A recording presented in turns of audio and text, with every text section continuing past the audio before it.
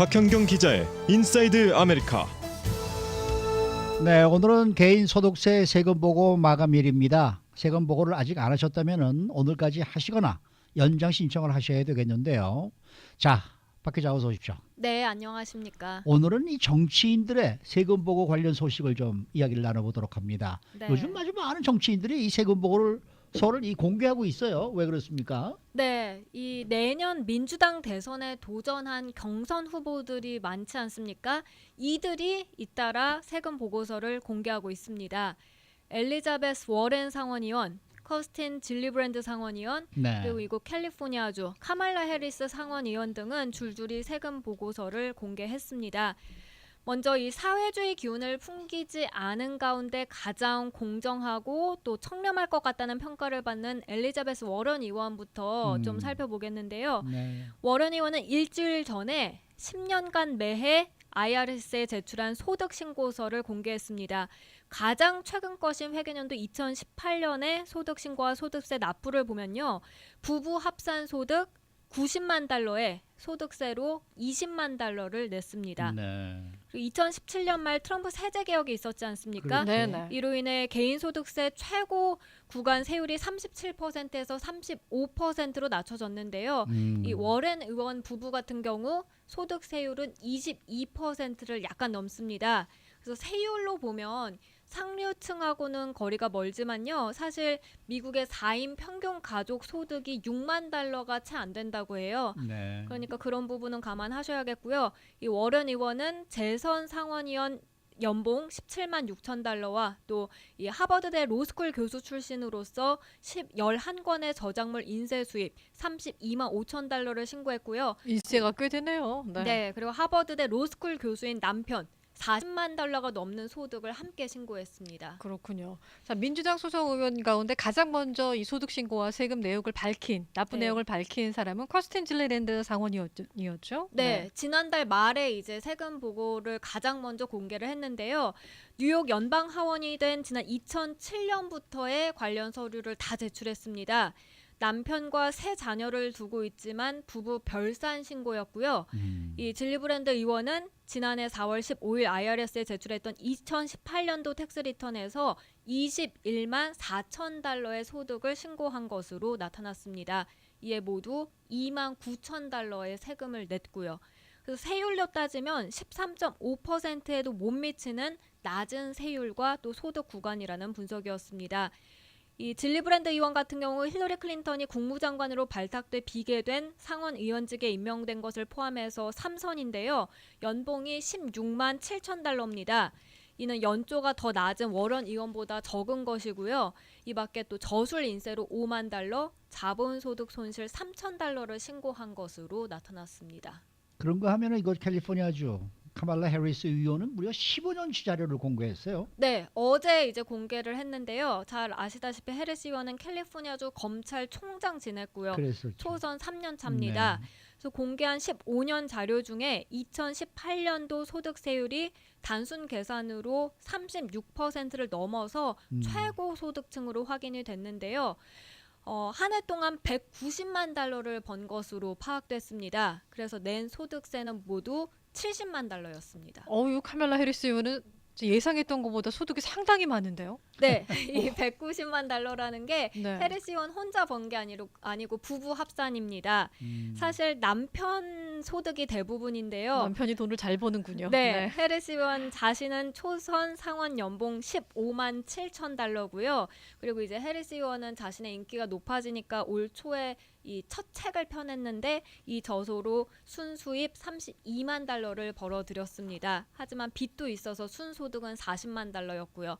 그리고 이 남편 같은 경우 연예 지재권 전문 변호사인데 남편이 150만 달러를 벌었습니다. 아, 48살로 2014년에 늦게 결혼하기 전 혼자였을 때 주 법무장관 그리고 샌프란시스코 주 검찰 지역 검사장으로 연봉은 20만 달러 정도가 총 소득이었고요. 10년간 1년 평균 납세액은 3만 5천 달러로 나왔습니다. 이 밖에 다른 후보들도 세금 보고서를 공개했나요? 네, 에이미 클로버샤 미네소타 상원의원 그리고 제이 인슬리 워싱턴 주지사도 공개를 했는데요.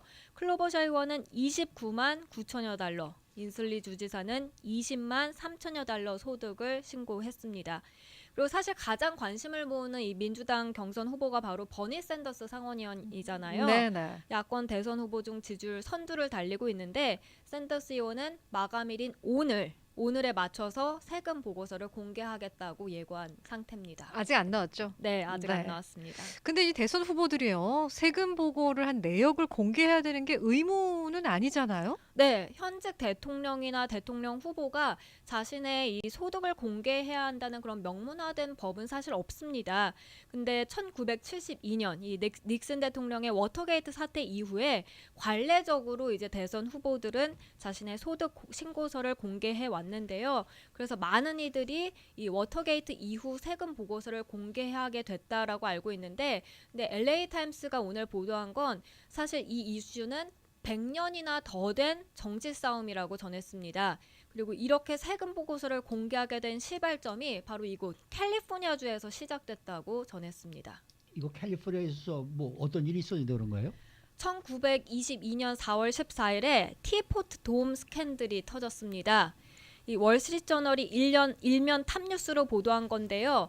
당시 이제 워런 하딩 대통령이었습니다. 그리고 내무장관이 알버트 폴이었는데 석유업자들로부터 수십만 달러 뇌물을 받고 이 캘리포니아주 컨 카운티의 엘크 힐스와 부에나비스타 그리고 와이오밍 중에 미 해군 석유 보존 지역을 임차해줬다는 사실이 밝혀져서 징역형을 받은 일이 있었거든요. 네. 그래서 이 지형 생김새가 차 주전자 뚜껑처럼 생겼다 해서 티포트 돔이라는 이름이 생긴 해군 저장소를 따서 이 스캔들이 터졌는데요. 이때부터 세금 보고서 공개가 시작됐다는 설명입니다. 네, 조금 전에 카멜라 해리스 상원의원은 15년치를 공개했다고 하셨는데 그 네. 민주당 소속 의원들이 이렇게 잇따라서 본인이 이만큼 세금 보고를 했다고 내역을 공개하는 거는 또 다른 이유가 있죠. 네, 네. 이 같은 행보는 사실 이 세금 보고서 공개가 의무가 아닌 만큼 비공개 입장을 펼치고 있는 도널드 트럼프 대통령을 겨냥했다는 것으로 풀이됩니다. 네. 이건 2016년 대선 때부터 그랬는데요. 당시 양당 후보가 결정된 후인 8월에 민주당의 그 힐러리 클린턴 후보가 4개월 전에 제출했던 2015년도 소득과 납세 내역을 자세히 공개했습니다. 그러면서 트럼프 당시 후보에게도 그렇게 하라라고 요구를 했고요. 하지만 트럼프 대통령은 공개하지 않았죠. 그래서 이 같은 압박이 이번에도 계속해서 이어지고 있다는 그런 소식이었습니다. 근데 뭐 보통 사람들은 다 봉급받거나 아니면은 기껏 해봐야 책 인세 이제 네. 이 정도 아니겠습니까? 네, 근데 트럼프 대통령은 사업을 하는 사람이니까 그렇죠. 이게 뭐 세금 보고가 그렇게 쉽지가 않을 거라고요. 그럴 그렇죠? 거예요. 네. 비즈니스도 뭐 한 개가 아니라 지금 뭐 수십 개씩 있는 그런 상황인데 네. 그러니까 이게 지금 뭐 본인은 지금 오디트를 받고 있기 때문에 자기는 공개할 수가 없다라고 얘기를 하고 있습니다만은 또 오늘은 또 누가 그렇게 얘기를 했더라고요. 그 뭐 세금 보고서 다 줘봐야 민주당에서는 그걸 들여다보고 분석할 만한 사람도 없다.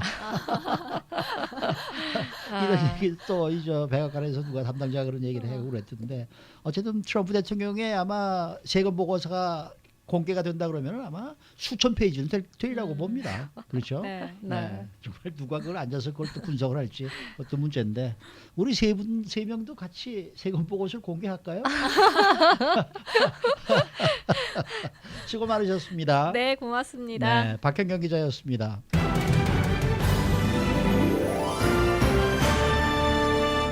라디오 코리아